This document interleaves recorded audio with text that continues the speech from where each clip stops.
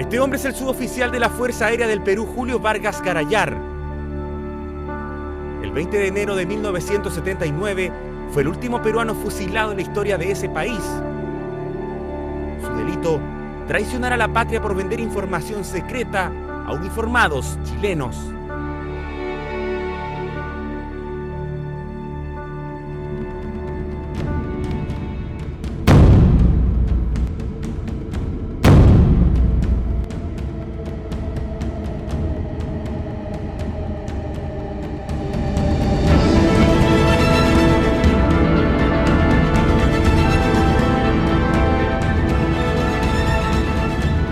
De diciembre de 1978, Chile estaba al borde de una guerra con Argentina por la disputa de las islas del Beagle.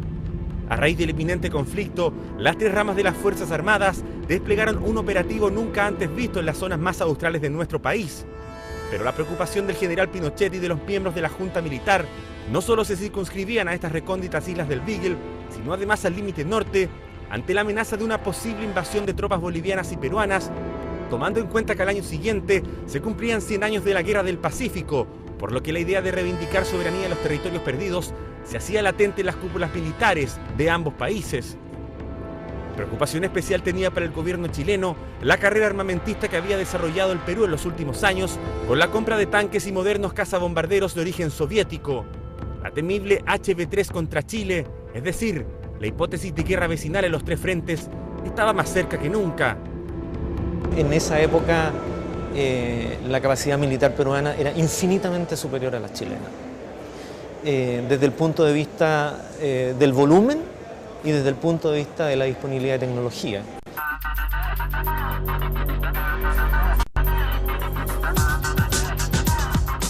Para investigar este desconocido caso de espionaje chileno en las tierras del Rímac y que por primera vez es develado en televisión, un equipo de nuestro programa se trasladó hasta Perú para conocer en detalle este complejo pasaje de nuestra historia reciente.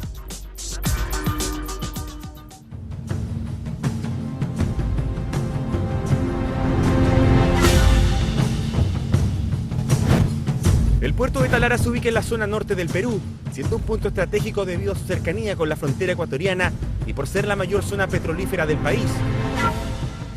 Hasta el muelle 2 de ese puerto arribó el miércoles 13 de diciembre de 1978 el buque petrolero chileno Beagle bajo el pretexto de cargar combustible.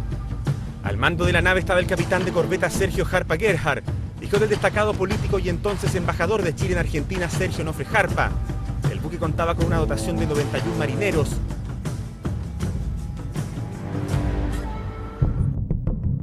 Al día siguiente, y cuando el reloj marcaba las 13 horas, salían desde el estacionamiento del Hotel Guanes de Talara el comandante Jarpa, acompañado del teniente Alfredo Andonaegui Álvarez y de un suboficial de apellido Durán, quien conducía un vehículo diplomático rumbo a la ruta de salida de la ciudad. Este chofer era el ayudante del agregado naval del comandante Contreras Sepúlveda, hermano del general Contreras. En este lugar, conocido como el Tablazo, se ubica la base aérea El Pato, donde estaban alineados cerca de 50 cazabombarderos soviéticos Sukhoi Su-22. El objetivo de los marinos chilenos era fotografiar esta base de la Fuerza Aérea del vecino país. Sin embargo, desconocían que en todo momento eran seguidos por el teniente peruano Juan Carlos Rosales Valencia, a cargo de la sección de inteligencia del Grupo Aéreo número 11. Al llegar a un sector conocido como La Campana, el joven oficial peruano sorprendió a Jarpa disparando sin cesar su cámara fotográfica, por lo que decidió enfrentarlos.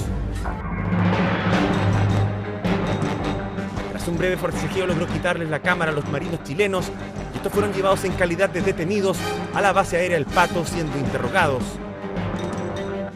Esta es una de las imágenes exclusivas que el servicio de inteligencia peruano logró requisar a los marinos chilenos y en donde se muestra parte del puerto de Talara. Tras ser descubiertos sacando fotografías en el nortino puerto de Talara, el comandante Jarpa y sus hombres fueron trasladados en forma secreta hasta aquí, la ciudad de Lima, iniciándose intensas conversaciones entre el presidente peruano de la época, el general Francisco Morales Bermúdez, y el general Pinochet. La tensión entre los gobiernos era evidente.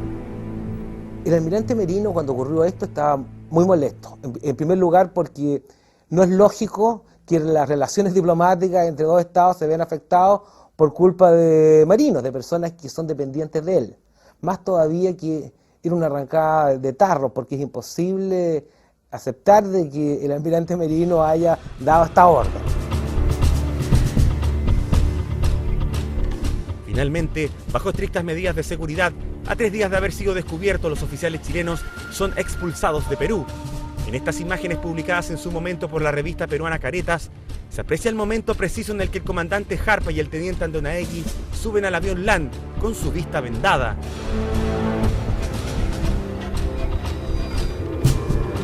Esto es el detonante mismo y Chile llega a romper relaciones con Perú y quedan a nivel de encargados de negocio. Pero la detección de este intento de espionaje chileno en el puerto de Talara era solo la punta del iceberg. Días más tarde, el gobierno militar peruano anunciaba otro intento frustrado de espionaje en tierras peruanas, pero el cual se había mantenido en secreto. Meses antes, el 12 de octubre había sido detenido el suboficial de la Fuerza Aérea Peruana Julio Vargas Garayar. A él se le acusaba de vender información a oficiales de la FACH apostados en la embajada chilena en Lima. El gobierno de Morales Bermúdez acusaba directamente como el cabecilla de esta red de espionaje al agregado aéreo en el Perú, el general de brigada Vicente Rodríguez Bustos. Al suboficial peruano se le pagaron altas sumas de dinero para entregar planos y fotografías de la base aérea La Joya, ubicada en la zona de Arequipa. Pero pagaría un alto precio por esta osada estrategia. El 20 de enero de 1979, Julio Vargas Garayar era fusilado bajo el cargo de traición a la patria.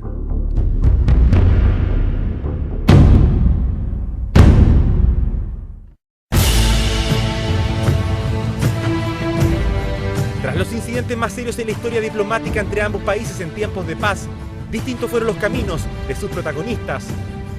Tras los hechos, el embajador de nuestro país en Lima, el destacado político Francisco Bulnes Sanfuentes, era declarado persona non grata por el gobierno peruano, debiendo regresar a Santiago.